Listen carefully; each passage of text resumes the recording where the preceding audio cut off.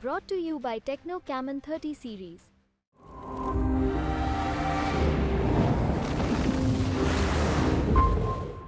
नई शुरू हो गई है और जिस तेजी के साथ में चल रहा है, मैं समझता हूं जो दगा दग बोल रहे थे आदरणीय राहुल जी, तो उनके साथ हमको लग रहा है कि इस बार दगा ही हो गया है। और निश्चित रूप में मोदी जी के प्रति जो जनता का उत्साह का समाचार सर्वे में दिखा है, वही मैं समझता हूं यहाँ पे इस समय दिख रहा है।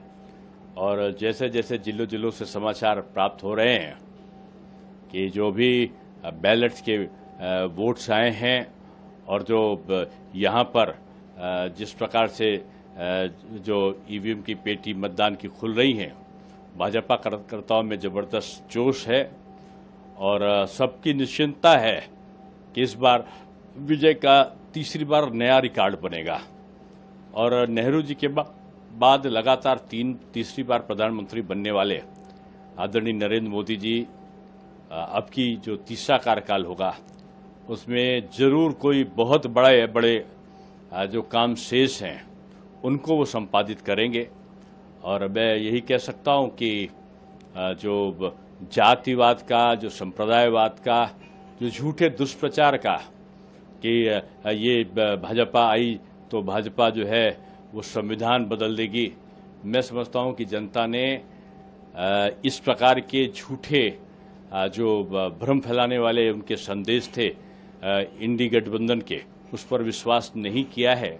और जो उन्होंने संविधान को बदलने का काम इंडी गठबंधन के लोगों ने ओबीसी और एससी के मतदाताओं, ओबीसी और एससी के कोटे से, जो आरक्षण का कोटा था उनका, उसमें से जो मुस्लिम वर्ग के सामान्य लोगों को जो उन्होंने आरक्षण कर्नाटका में और आंध्र प्रदेश में दिया था, और बाबा साहब भीमराव अंबेडकर की इस भावना के कि आरक्षण संप्रदाय के आधार पर नहीं हो सकता, जाति के आधार पर होगा, फिर भी उन्होंने संप्रदाय के आधार पर देखकर जो संविधान को का उल्लंघन किया है, जनता ने निश्चित रूप में इंडी गठबंधन को इसीलिए दंड दिया है।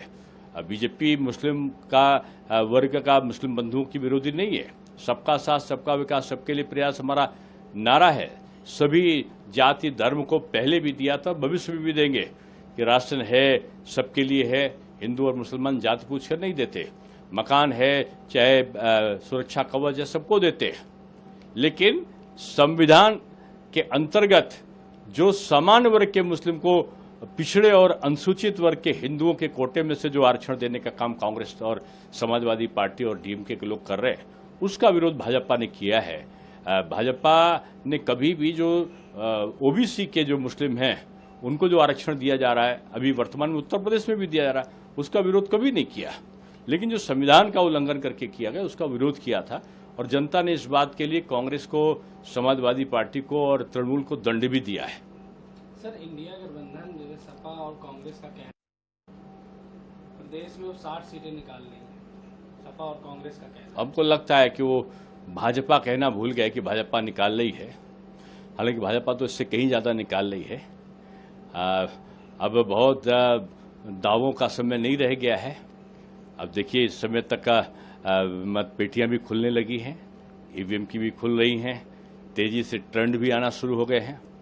और मैं समझता हूं कि भाजपा के पक्ष में जिस रफ्तार से ट्रेंड क्या आना शुरू हुए हैं, आपको सपा के दावों की सत्यता पता चल जाएगी।